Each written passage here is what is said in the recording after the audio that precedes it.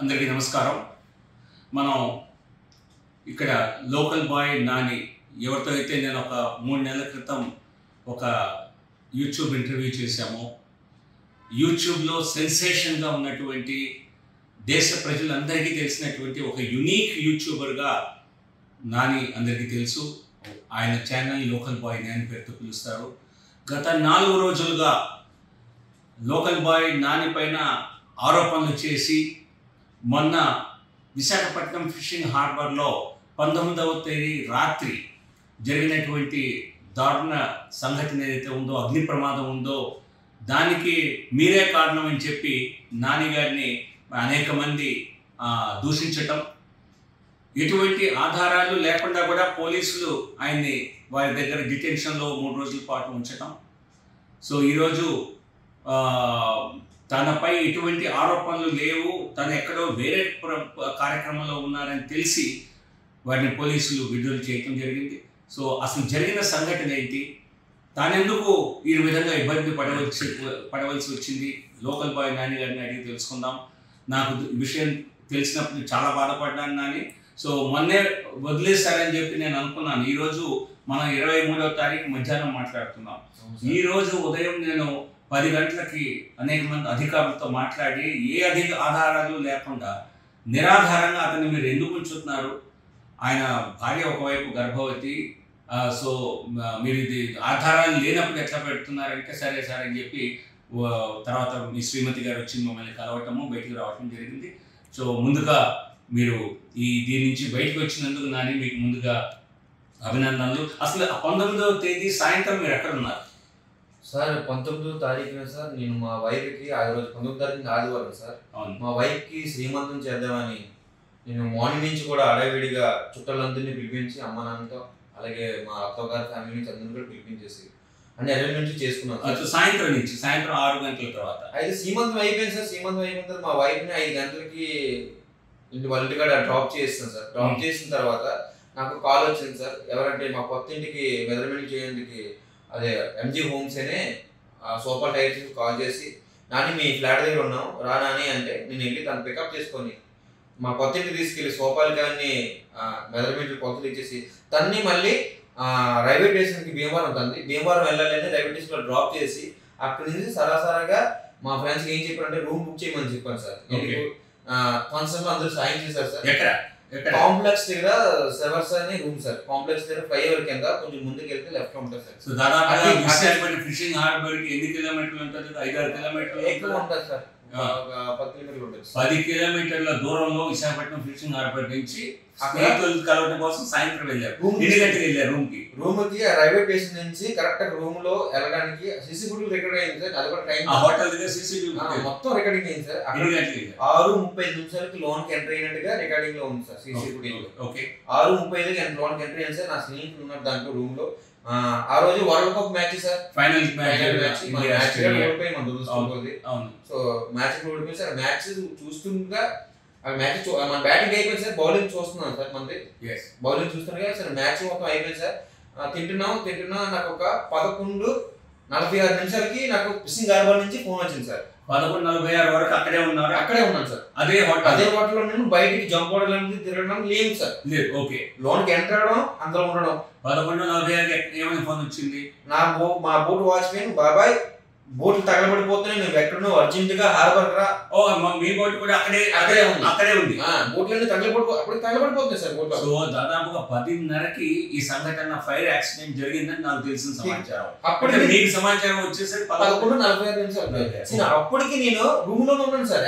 Fire accident room లో ఉన్న వ్యక్తి అక్కడికి వెళ్ళాలి sir. Fire accident. Okay, so అప్పుడు తెలియగానే ఏం చేశారు? నేను అర్జెంట్ గా అక్కడ మన ఫ్రెండ్స్ అందరూ చెప్పేసి నా కార్ మీద రాయల్ ఎన్ఫీల్డ్ బుల్లెట్ సార్. ఆ బుల్లెట్ మీద నేను నా బామ్మది బుల్లెట్ మీద వెళ్ళాను సార్. జమ్ము వెళ్ళిపోయింది సార్. అక్కడి నుంచి తెలియగానే వెళ్ళిపోయింది సార్.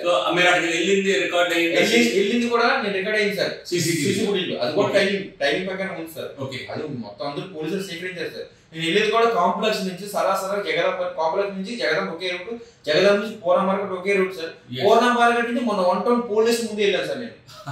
ఏ స్టేషన్ లో అయితే మిమ్మల్ని 3 రోజులు ఉంచారో అదే స్టేషన్ ముందు వెళ్ళాను సార్. అక్కడ ఫోటేజ్ లో నేను ఉంటాను సార్, చెక్ చేసుకుంటాను.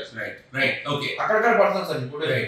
సరే సార్ అక్కడ నుంచి అలా పోర్ట్ మా ఫిషింగ్ హార్బర్ గేట్ దగ్గర సార్ అక్కడ స్పీడ్ బ్రేకర్ కానీ స్కిడ్ అయి పడిపోయింది సార్. బ్యాలెన్స్ దానికి తగిన యాక్షన్ దెబ్బలు సార్ ఇవన్నీ. ఇవన్నీ ఇప్పుడు కూడా అప్పుడే వెళ్తూ ఉండగా జరిగిన ప్రమాదం, జరిగిన ప్రమాదం. అక్కడ ఉన్న చూసా సార్. అక్కడ ఉన్న సెక్యూరిటీ గార్డు ఉంటారు సార్. ఇద్దరు సెక్యూరిటీ గార్డు నా దగ్గరకు వచ్చి నాది బుల్లెట్ కాదు సార్, బరువు కాదు సార్. ఇద్దరు బండి లేపారు సార్. ఇద్దరు బండి లేపి నాది మినిమం గుర్తు పెట్టి పేసే కదా సార్, చూసుకోవాలి కదా అని అన్నమాట. వెనకాల పోలీసులు కూడా నన్ను ఆపారు. లోన్ బోట్లను తగలబడిపోతుంది, లోన్కి వెళ్ళకూడదు నేను ఆపారు సార్. నన్ను ఆపగల నేనేం చెప్పానంటే మా జీవితాలు పోతున్నాయి, నేను తగలబడుతుంది ఏముందని పొటపడక మళ్ళీ బండి స్టార్ట్ చేసుకుని నేను మా మామని తెచ్చుకుని మళ్ళీ వెళ్తున్నాను సార్. వెళ్తుండగా చూసుకుని వెళ్తున్నాను సార్. బోట్లో తగలబడిపోతుంది సార్. లేదుగా తిన్నగా మా బోట్ తిరిగిపోయాను సార్. అందులో ఒకటి కాలిపోతుంది, ఒకటి ఉంది సార్. దాని 2 వాళ్ళతో నా బోట్ సేవ్ చేయండి బాబు అని చెప్పాను సార్. వాళ్ళు ఎవడో సేవ్ చేస్తాను సార్. నేను ఒక యూట్యూబర్ గా సార్, నేను ఒక యూట్యూబర్ సార్. అయితే నేను ఒక్కడి అన్నీ ఆపినాను సార్. కానీ నేను యూట్యూబర్ కాబట్టి అక్కడ ఒక మీడియా కూడా లేదు సార్. అప్పటికి ఒక మీడియా లేకపోతే నాకు వచ్చే ఆలోచన నాకు యూట్యూబర్ కాబట్టి ఇదంతా షూట్ చేసి ప్రజలకి చూపించాలి, షూట్ చేసి గవర్నమెంట్ కి చేరాలి, కనీసం మా వాళ్ళకి న్యాయమైనా జరుగుతుంది అనే ఒక ఆలోచనతో వీడియో తీసాను తప్ప దాన్ని ఆ వీడియో తీసి క్యాష్ చేసుకోవాలనేది నా ఆలోచన కాదు సార్. కరెక్ట్. చూడండి, దయచేసి నేను అందరికీ చెప్తున్నాను, ఒక ఏదైనా ప్రమాదం జరుగుతుంటే మనందరం ప్రయత్నం చేసి ఆ ప్రమాదం నుంచి కాపాడాలి అని అనుకోవటం సహజం, చేస్తాం కూడా. కానీ ఒక మీడియా రంగానికి చెందిన వ్యక్తిగా ప్రతి సంఘటనని కూడా మరి 10 మందికి తెలిసే విధంగా దాని ఎవిడెన్స్ని సేకరించాలి, దానికి సంబంధించిన రిపోర్ట్ ప్రజలకు సరైన సమాచారం చేరాలి అని కూడా ప్రతి ఒక్క మీడియా రంగంలో ఉన్న వ్యక్తి ఆలోచిస్తాడు. తన యూట్యూబ్ అనేక వీడియోలు నేను గతంలో చూశాను నానివి. సో అనేక ప్రమాదాలు జరిగిన చోట బోట్ ఏ రకంగా మునిగిపోయింది తర్వాత వెళ్ళి తీస్తారు. కానీ ఇక్కడ ఆ సమయంలో అక్కడ ఉన్నప్పుడు అనేక మంది రక్షించుకుంటున్నారు. తన వంతు మరి మీడియా రంగ ప్రతినిధిగా యూట్యూబర్గా కూడా వీడియో తీశాడు. దానికి కొంతమందికి ఆగ్రహవేశాలు కలిగి ఉండొచ్చు. కానీ దయచేసి అందరూ కూడా ఆలోచించవలసిన అవసరం, ఎవరో ఒకరు జరిగిన సంఘటనని దాని ఆధారాలని కూడా దాని సాక్షిగా దాన్ని మరి మీడియా ముందుకు ఇది కూడా ఒక బాధ్యతాయుతమైన పనే. కానీ అదేదో మరి డబ్బు చేసుకోవటం కోసం, పాపులారిటీ కోసం కూడా దయచేసి అనుకోవద్దు. సో ఆ విషయంలో నేను సాధారణంగా చాలామంది ప్రమాదం జరిగితే అందరూ ప్రమాద రక్షణలో ఉండాలనుకుంటారు. కానీ ఒక మీడియా రంగ ప్రతినిధిగా మీరు చేసింది తప్పు కాదు అన్నది నా స్పష్టమైనటువంటి భావన. ఒకవేళ నేను దాన్ని క్యాష్ చేసుకోవాలనుకుంటే ఆ వీడియో తీసింది కూడా 22 సెకండ్లు సార్. ఒకవేళ నేను క్యాష్ చేసుకోవాలనుకుంటే తెల్లవారు వరకు వీడియో తీసుకుని ఉంటారు సార్. కరెక్ట్. నేను కావాల్సిన జనానికి ఇవ్వాల్సిన ఇన్ఫర్మేషన్ వీడియో తీశాను సార్. తర్వాత ఒక పౌరుడిగా, ఒక బాధ్యత గల పౌరుడిగా ఆ వీడియో ఆఫ్ చేసి లోన్ పెట్టుకుని మిగతా బోట్లు అనేవి నేను కూడా సేవింగ్ చేసి పోలీసుల దగ్గరికి వెళ్ళి ఆ ఫైర్ ఇంజిన్ కూడా పైకి మోసుకొని వెళ్ళి నేను కూడా తాడు తిప్పేసి లాగి అన్ని చేసి అదే నాకు ఎవరో వీడియో తీయలేదు సార్. ఎందుకు తీయలేదు? మీడియా లేదు సార్. ఒక మీడియా ఉంటే ఇప్పుడు ఏదైతే లోకల్ పైన క్రైమ్ చేశారని అంటున్నారో అప్పుడు ఆ వీడియో చూసిన తర్వాత లోకల్ పైన మంచిగా అంటారు సార్. అప్పుడు ఎందుకంటే వీడియో లేదు కదా, చూసారు కదా, చూసారు కానీ ఎవరు చెప్పలేదు సార్. చాలా తప్పదు. పోలీసు వాళ్ళు స్వయంగా ఆ పరిస్థితి వచ్చారు. అప్పటికి నేను చేసేటప్పుడు కూడా పోలీసుల మంది చాలా ఉన్నారు సార్. ఎల్లవదిలా ట్యాంక్ అయిపోతుంది అంటున్నాను సార్. అది కూడా కానీ డిస్కస్ అవుతున్నాను సార్. నేను చాలా మంది కూడా ట్యాంక్ పేరిపోతున్నా సార్.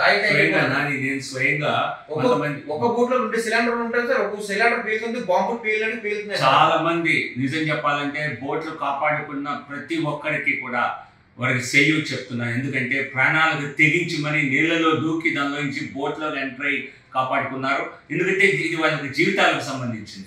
సో వాళ్ళంతా సాహసోపేతంగా చేశారు.